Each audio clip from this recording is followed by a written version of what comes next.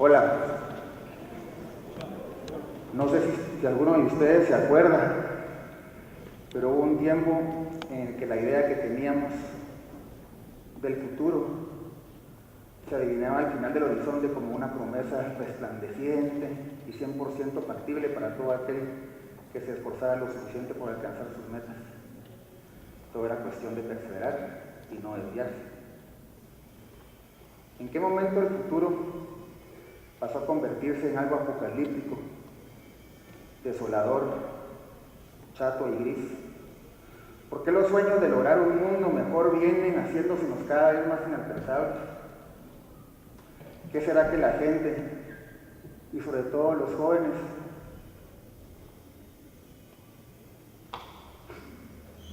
encuentran cada vez menos motivaciones para enfrentar y combatir la adversidad? Vivimos en un mundo en el que la rebeldía ha sido degradada a mera pose, o peor aún, a excusa fácil para encogerse de hombros ante todo sin comprometerse en nada. Así, ¿quién no quiere ser rebelde?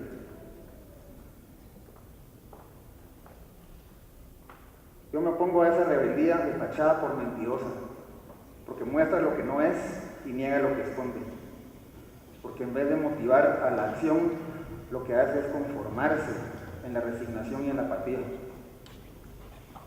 Contrario a toda esa pantomima, yo defiendo la rebeldía radical, la que suda y se involucra mientras otros salen en la foto, la que se sumerge en los problemas buscando no solo mitigarlos, sino resolverlos, la que combate las causas en vez de ver hacia otro lado y evadir las consecuencias. Estoy convencido de la necesidad de reinventar nuestra manera de entender el presente como requisito indispensable para recuperar una idea de futuro que hemos ido perdiendo conforme nos han venido haciendo creer en dos grandes mentiras. Uno, que no hay nada que cambiar porque las cosas están bien así como están. O dos, que ya es demasiado tarde para cambiar y no queda nada más por hacer. Reinventar nuestra manera de entender el presente pasa necesariamente por modificar las pautas que seguimos para relacionarnos con él. Y nada mejor para ese propósito que volver a la infancia y ver el mundo desde los ojos de alguien que no ha sido taladrado todavía por las razones oficiales, por las verdades incuestionables, por los prejuicios adultos. Quisiera entonces invitarlos a que me acompañen en un viaje de regreso en el tiempo y remontarnos juntos a una etapa de nuestras vidas ubicada entre los 11 y los 14 años, llamada vulgarmente pubertad. ¿Se acuerdan? No es fácil esa etapa. Demasiado grandes ya para seguir jugando a los carritos y a las muñecas, pero demasiado pequeños aún para participar en las conversaciones solemnes y en las discusiones aburridas.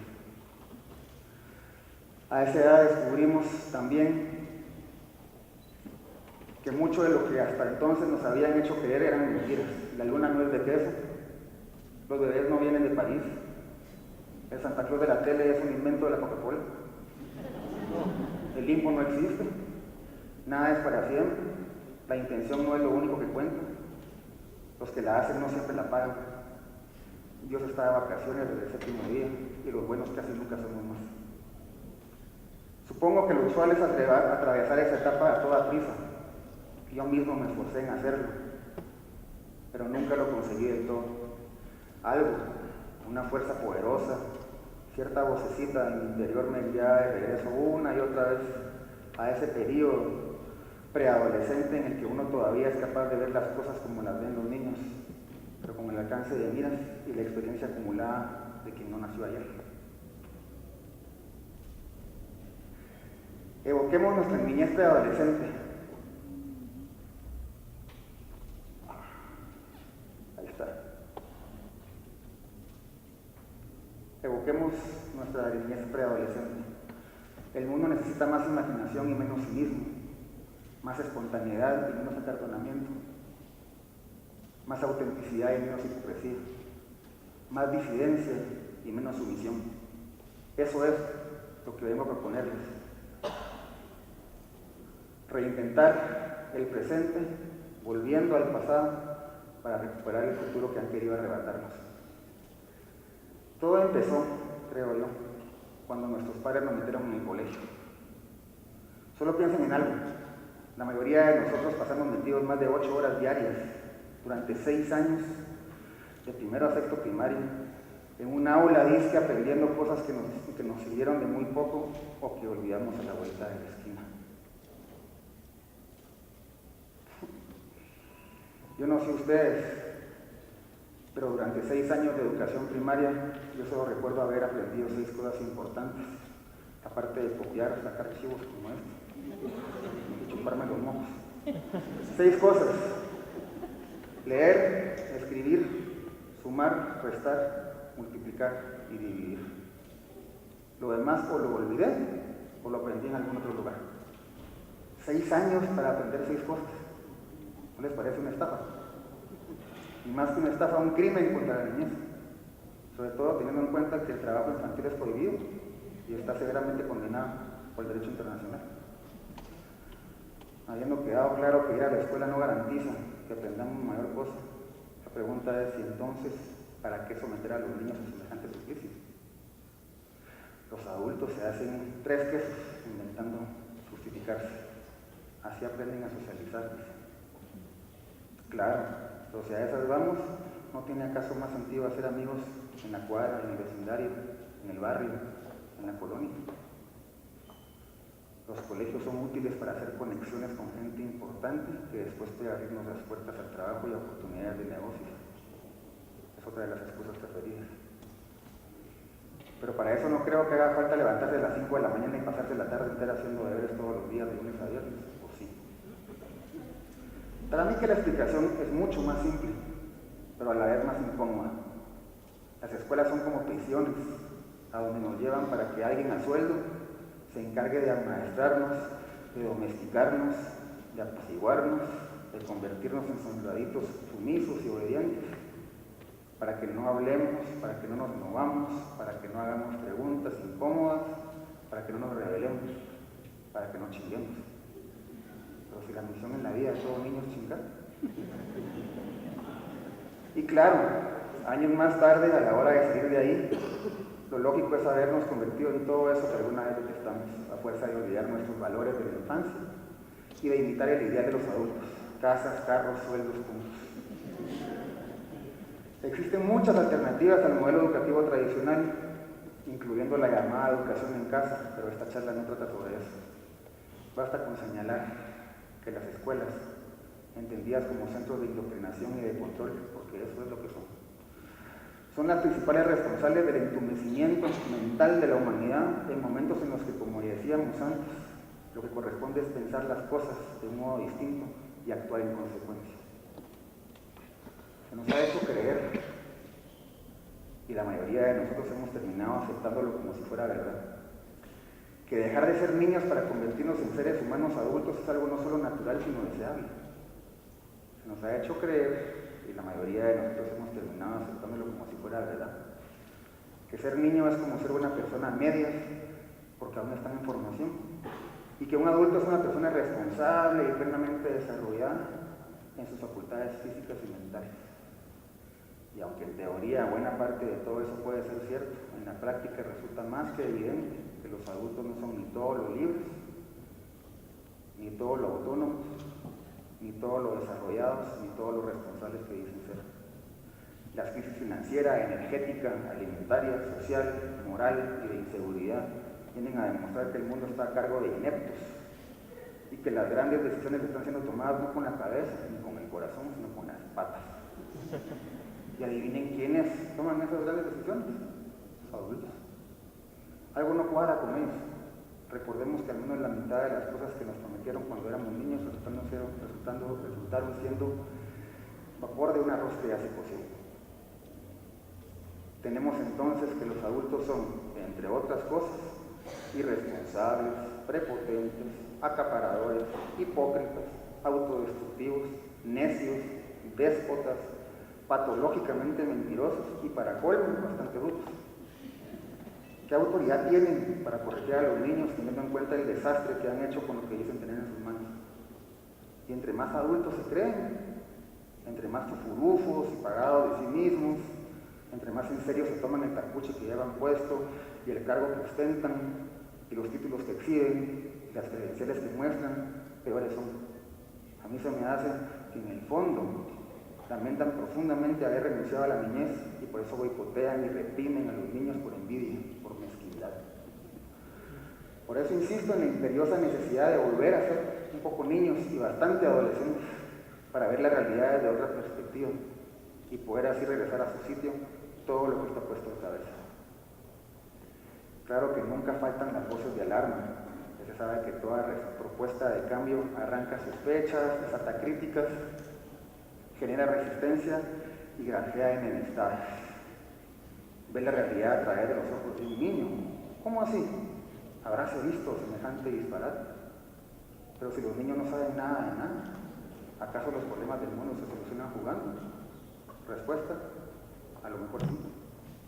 Decía Nietzsche que el ser humano alcanza la madurez cuando vuelve a encontrarse con la seriedad con la que jugaba cuando era niño. Siendo así, ¿cuánta falta le haría a los adultos regresar sobre sus pasos en vez de seguir dándose contra la pared, creyendo que todo lo sabe?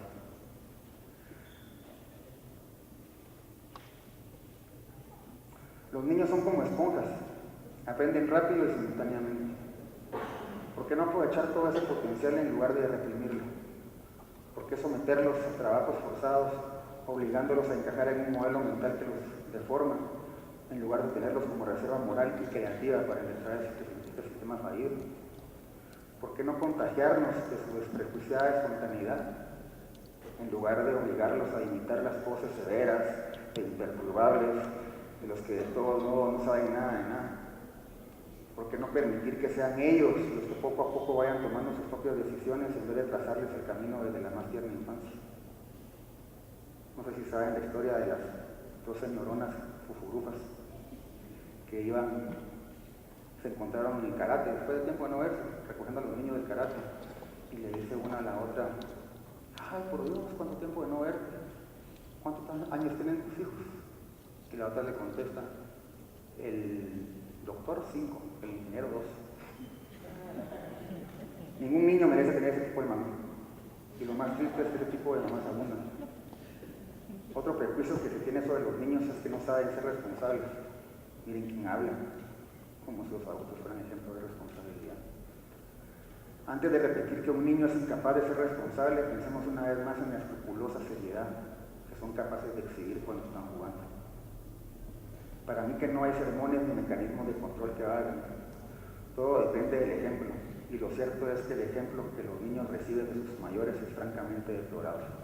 Engañan para sacar ventaja de la situación, ofrecen para luego no cumplir, meten pita para sacar listón, se declaran expertos en materias de las que poco o nada saben, mienten descaradamente, dicen una cosa pero después resultan haciendo otra distinta. Se jactan de una madurez que les queda demasiado grande y para colmo tratan a sus hijos como si fueran inválidos o retrasados mentales. La clave en todo caso, creo yo, está en entender que la medida de nuestra propia responsabilidad no tiene que ver con la cantidad de responsabilidades que somos capaces de colocar sobre nuestros hombros, sino en aprender a no cargar con más responsabilidades que aquellas con las que podemos lidiar. En otras palabras, no es más responsable la persona que se compromete a más cosas, sino la persona que cumple minuciosamente con cada uno de sus compromisos, sean estos muchos o pocos, grandes o pequeños. Preferible ir por la vida ligero de equipaje que meterse en camisa de 11 varas y terminar siendo una carga para uno mismo y para los demás. Tenemos tanto que aprender de los niños. Y ya que hablamos de ver las cosas desde una óptica distinta, déjenme compartir con ustedes algunas lecciones de sabiduría que he ido acumulando a lo largo de mi gozoso recorrido de contracorriente. Pero antes voy a contarles un poco de ese recorrido que me ha traído hasta aquí. Estudié publicidad y comunicación, pero terminé dedicándome al periodismo. En el periódico publicaron un reportaje sobre la censura en el cine que tuve que hacer como requisito para graduarme en la universidad y que la universidad me había censurado porque no les gustó cómo abordé la censura religiosa. En el periódico me publicaron entero y de ahí me asignaron una columna semanal de opinión que decidí aprovechar al máximo ensayando el camino con contrario al que seguían los demás. Leyendo a mis colegas me di cuenta de que la mayoría de ellos eran complacientes, conservadores y timoratos para decir las cosas. Primero daban vueltas y vueltas, ocupando 2 o 3 párrafos antes de ir al grano, y cuando por fin llegaban a lo medular, lo hacían como pidiendo perdón por el atrevimiento. Nadie se atrevía a poner en jaque las instituciones tradicionales, nadie se animaba a señalar por su podredumbre, todos parecían tener la cola machucada. Entonces me propuse convertirme en el abanderado de la controversia, y desde entonces tengo la pésima reputación de ser el impresentable patán, caedor mal, que se atreve a hablar de lo que otros callan. Últimamente he estado bastante ocupado echándole penca a los monopolios nacionales y al montón de caraduras que van por la vida predicando sin convertirse. La chiripa me llevó a Nueva York en septiembre del 2001. Esta foto la tomé en la azotea del edificio donde me hospedaba. Una semana después tomé esta otra. Mucha gente me condenó por una crónica que escribí sobre los acontecimientos publicada el día siguiente. Buena parte de las cosas que comenté ahí fueron confirmándose con el tiempo. Hace 9 años me embarqué en una de las experiencias más maravillosas que me ha tocado vivir. Conocí a un grupo de prostitutas de la línea que estaban por formar un equipo de fútbol como excusa para llamar la atención, luchar por su dignidad y denunciar la discriminación que sufren a diario. Con 2 colegas las convencimos de hacer un documental y las inscribimos para un torneo en Futeca de la zona 14. Por supuesto que fueron expulsadas. Pero esa expulsión dio pie para contar una historia que conmovió a muchísima gente, no solo en Guatemala, sino alrededor del mundo. Gracias a ese documental,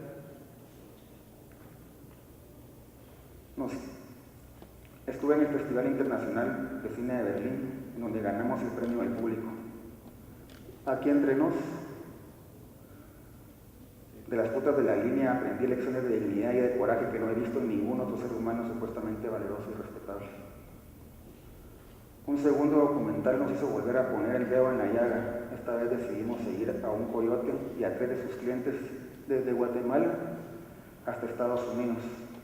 No les cuento el final para que se queden con las ganas de verlo, ni voy a entrar en detalles sobre el montón de peligros que tuvimos que sortear, pero les aseguro que el making of hubiera sido al menos tan emocionante como el documental mismo. Les aseguro también que nada de todo eso lo hubiera hecho de no ser por la decisión consciente y deliberada de divorciarme de los valores y premisas mentirosas decretados por los adultos. Atreverse a ver el mundo con otros ojos le permite a uno abrirse a un universo de posibilidades fuera del alcance del pensamiento tradicional, y eso es justo lo que el mundo necesita. A menos que lo que queramos sea obligar a que los niños adopten los valores tradicionales de los adultos.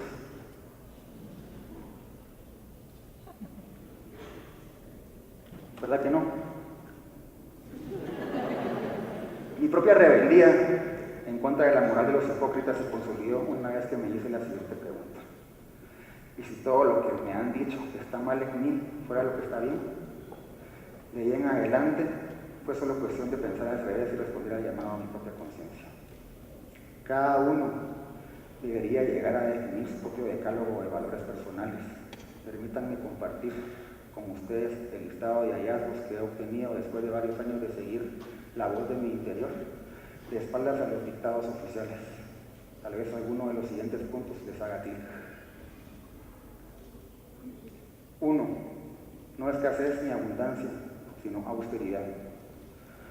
Pensemos en los teléfonos celulares, en lo que cuesta hacerlos, en las materias primas necesarias para su fabricación, en el impacto gradual y creciente que esto representa, y en la velocidad con que los desechamos en nombre de necesidades ficticias implantadas por la moda, nocivas.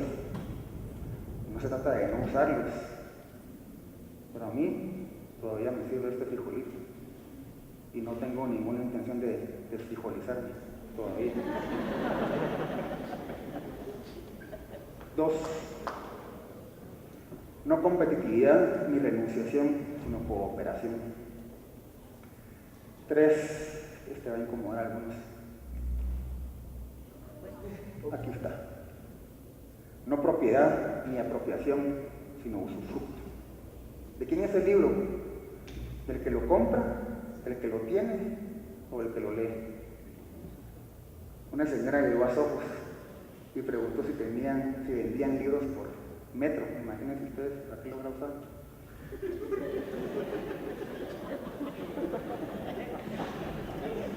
Cuatro. No cantidad, sino calidad. Vale más querer bien que querer mucho.